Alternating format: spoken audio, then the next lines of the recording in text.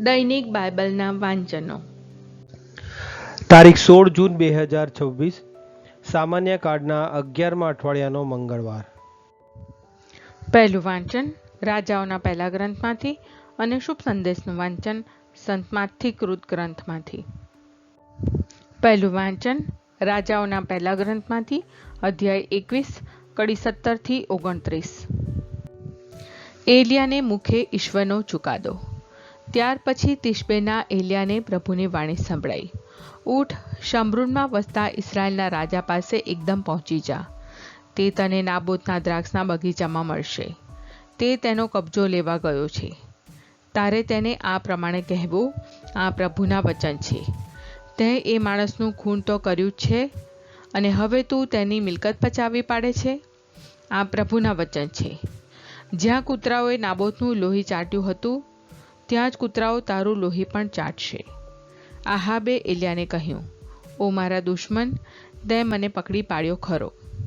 એલિયાએ કહ્યું, મેં તને પકડી પાડ્યો છે, કારણ પ્રભુની નજરમાં જે ખોટું છે એવા આચરણને તે તારી જાત વીંચી મારી છે. હવે પ્રભુ કહે છે, હું તારે માથે આફત ઉતારીશ. હું તારા કુટુંબને સાફ કરી નાખીશ. તારા કુટુંબના એકે એક પુરુષને, પછી તે મુક્ત હોય કે ગુલામ, ઇસરાયેલમાંથી ભૂંસી નાખીશ. મેં યરોબામ બિન નાબાટના અને બાશા બિન અહિયાના કુટુંબના જેવા હાલ કર્યા હતા, તેવા જ તારા કુટુંબના કરીશ, કારણ ઇસરાયેલને પાપમાં નાખીને તે મારો રોષ વહોરી લીધો છે.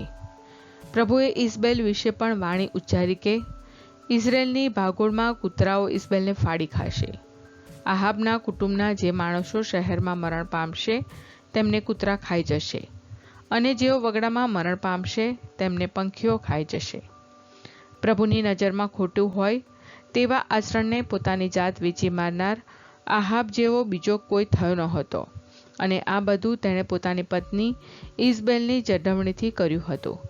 પ્રભુએ જે અમોરીઓને ઇસરાયેલીઓની ખાતર હાંકી કાઢ્યા હતા, તે અમોરીઓની માફક મૂર્તિઓની પૂજા કરીને તેણે ભારે ઘૃણાપાત્ર કાર્ય કર્યું હતું. નબીના વચનો સાંભળીને આહાબે પશ્ચાતાપથી કપડાં ફાડી નાખ્યા, શોક કંથા પહેરી અને અન્નજળનો ત્યાગ કર્યો. તે શોક કંથા પહેરી સૂઈ જતો અને ચૂપચાપ બધે ફરતો. એવામાં તિશબેના એલિયાને પ્રભુની વાણી સંભળાઈ, આહાબ, મારી સમક્ષ કેવો નમ્ર બની ગયો છે તે જોયું? તે આમ નમ્ર બન્યો છે એટલે હું એના જીવતા એના કુટુંબ ઉપર આફત નહીં ઉતારું, પણ એના દીકરાના વખતમાં ઉતારીશ. આ પ્રભુની વાણી છે, તે આપણો આધાર છે. શુભ સંદેશનું વાંચન સંત માથી કૃત ગ્રંથમાંથી, અધ્યાય 5, કડી 43-48. તારા મિત્ર ઉપર પ્રેમ રાખ અને તારા શત્રુ ઉપર દ્વેષ રાખ, એમ કહેલું છે તે તમે જાણો છો.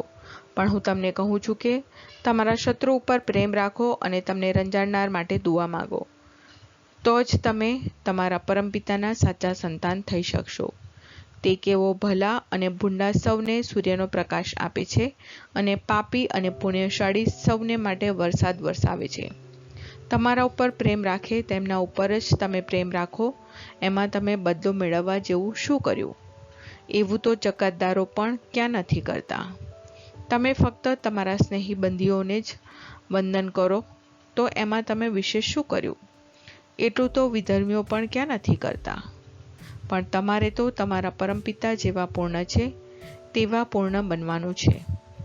આ પ્રભુની વાણી છે, તે આપણો આધાર છે. પ્રાર્થના.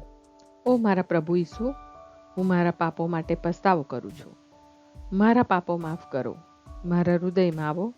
હું તમને મારા પ્રભુ અને તારણહાર બનાવીશ. આમેન. પ્રભુ તમને સુખી રાખો અને તમારી સંભાળ રાખો. પ્રભુની તમારા ઉપર કૃપા દ્રષ્ટિ અને મહેરબાની હો. પ્રભુની તમારા ઉપર પ્રસન્નતા હો, અને તે તમને શાંતિ બક્ષો.